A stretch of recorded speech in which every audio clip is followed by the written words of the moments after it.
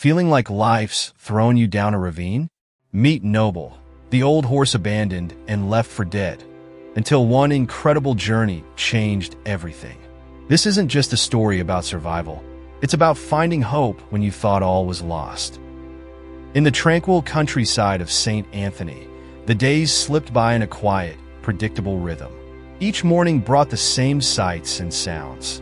The sun rising over rolling fields, the distant call of roosters, and the soft rustle of the wind through the trees. Life in this small village was simple, and for Noble, an old gray horse, it was a life filled with both routine and solitude.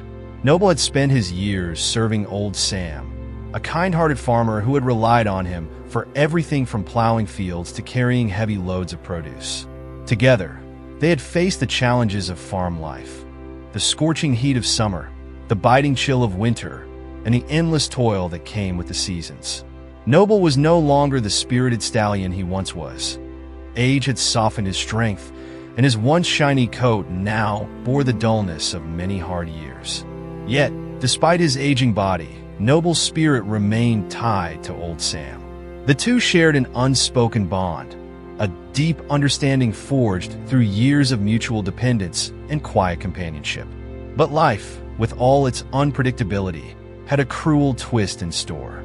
One cold autumn, old Sam fell ill. The sickness came swiftly, robbing him of his strength and vitality. Within weeks, he was gone, leaving Noble alone on the farm. The new owners of the property had little use for an old horse. To them, Noble was a relic of the past, a burden rather than a blessing. It wasn't long before Noble's fate was sealed in a conversation he wasn't meant to hear. "That old horse is no use to us anymore," said one of the men with a dismissive wave. "We'll take him to the ravine tomorrow and leave him there. He's just taking up space." The word struck Noble like a blow. Though he couldn't speak, he understood their meaning. The ravine was a place of no return, a pit where unwanted animals were discarded, left to perish alone. That night, under a sky dotted with stars, Noble lay in the cold, feeling the weight of despair pressing down on him. The next morning came too quickly. The men led Noble out of the barn, their grip firm and unyielding. He walked without resistance, his head bowed in resignation. The journey to the ravine was long, each step heavier than the last. The path was rugged, strewn with rocks and thorns that tore at his worn hooves. But the physical pain was nothing compared to the ache in his heart. When they reached the edge, Noble hesitated only for a moment before the men pushed him forward. He stumbled, his legs buckling under him as he tumbled down the rocky slope. Pain seared through his body as he came to a stop, trapped between jagged stones. Each breath was a struggle, each moment a battle against the darkness threatening to overtake him. But as the hours passed and the harsh daylight gave way to the cool embrace of night, a strange thing happened. Amid the pain and despair, a quiet resolve began to take root within him. It was as if a small, stubborn flame had ignited in his soul, refusing to be extinguished. Under the pale light of the moon, Noble lay still, gathering what little strength he had left. Just when it seemed the darkness would claim him, a soft rustling caught his attention. From the shadows emerged a small, red fox. Its eyes, bright and curious, reflected the starlight as it approached cautiously. "What are you doing here, old one?" the fox asked, its voice soft but clear. "They left me," Noble replied, his voice barely a whisper. "I'm no longer of any use." The fox tilted its head, considering the horse's words. "Everyone has worth," it said gently. "Even when we feel abandoned, even when the world turns its back on us, our value doesn't vanish." Noble looked at the fox, the weight of years and weariness etched into his gaze. "I don't know if I can go on," he admitted. "I'm old, broken. I don't have the strength to keep fighting." The fox stepped closer, its presence a calming balm. "The greatest strength isn't in your body," it said, "but in your heart. If you can rise, even a little, then you can still fight." The fox's words struck a chord deep within Noble. For the first time in what felt like an eternity, a spark of hope flickered in his chest. Summoning every ounce of willpower, Noble pressed his hooves against the ground. The pain was excruciating, but he refused to give in. Slowly, trembling with effort, he began to rise. The fox watched in silence, a look of quiet encouragement in its eyes. Noble wavered but pushed onward, each movement a testament to the indomitable spirit within him. At last he stood, battered and weak but upright. The cool night air filled his lungs, and with it, a sense of renewed determination. Step by step, the fox said, its voice a steady guide. The road to freedom is never easy, but it's always possible. Noble nodded, grateful beyond words. Together, they began the slow, arduous climb out of the ravine.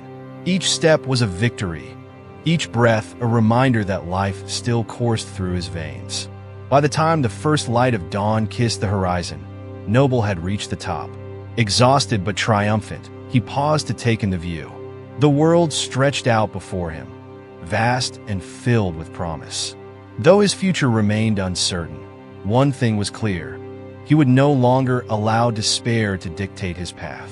As he stood there, savoring the quiet victory of survival, a sound reached his ears. A soft, melancholy melody carried on the morning breeze.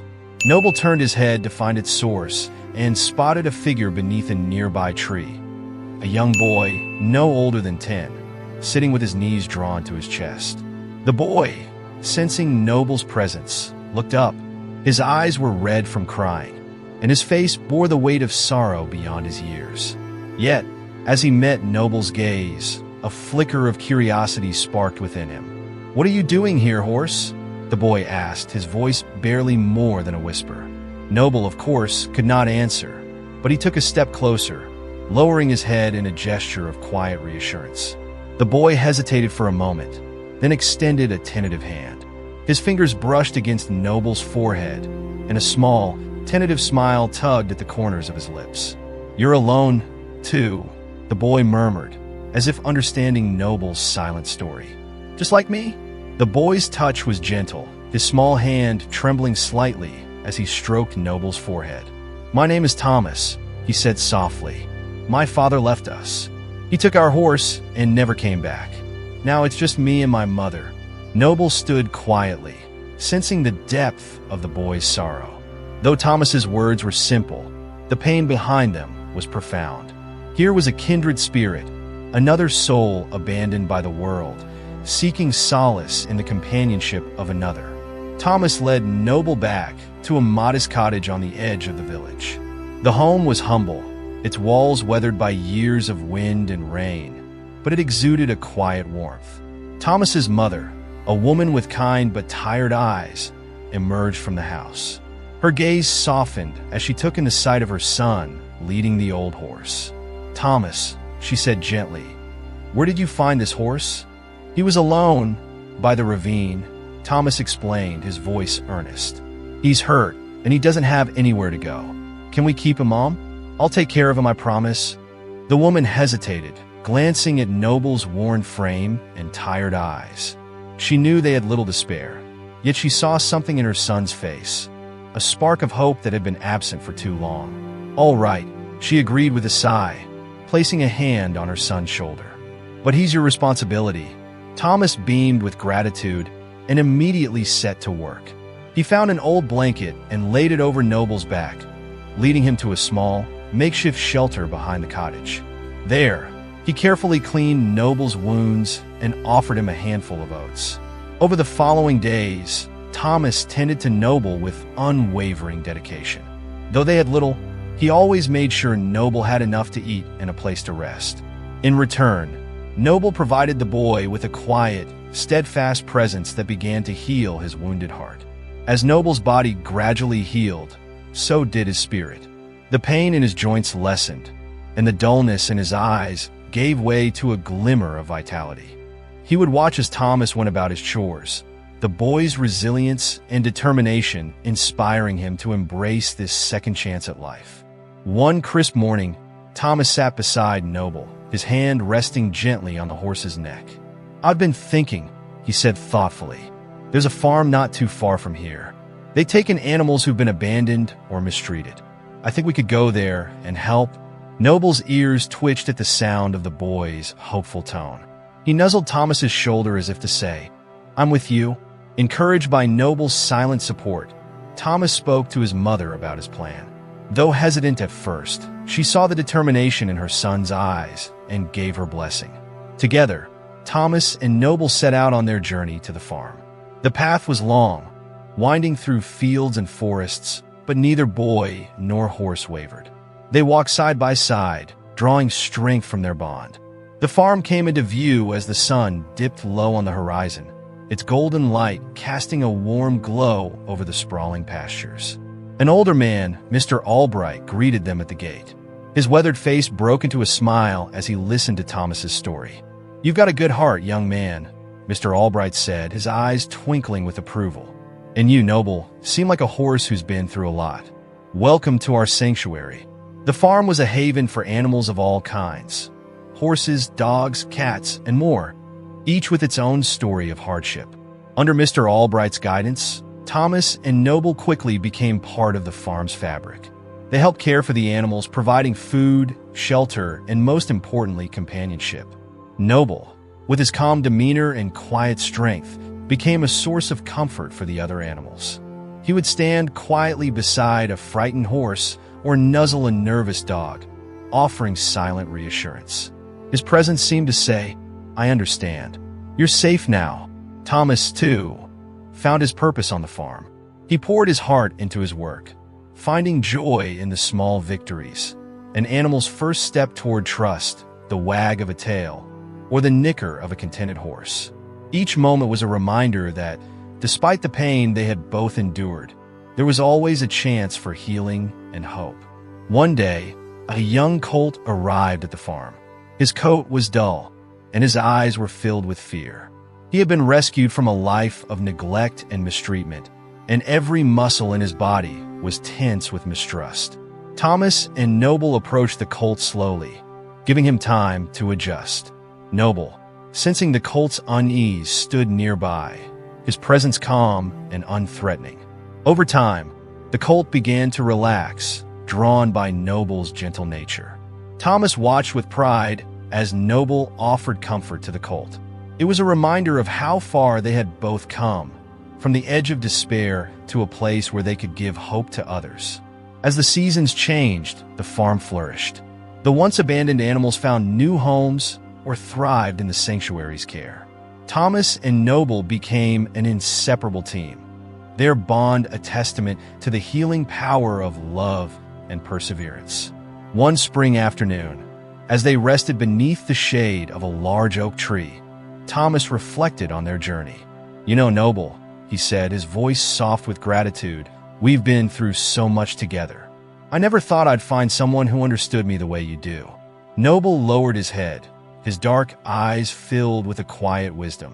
He had found his place in the world, not as a discarded relic, but as a beacon of hope and strength. "Mr. Albright says we all have a purpose," Thomas continued. "I think ours is to help others find their way, just like we did." Noble snorted softly in agreement, and together, they watched the sun set, its warm light bathing the farm in a golden glow. They knew that their journey was far from over. There would be more animals to help, more lives to touch, and more lessons to learn.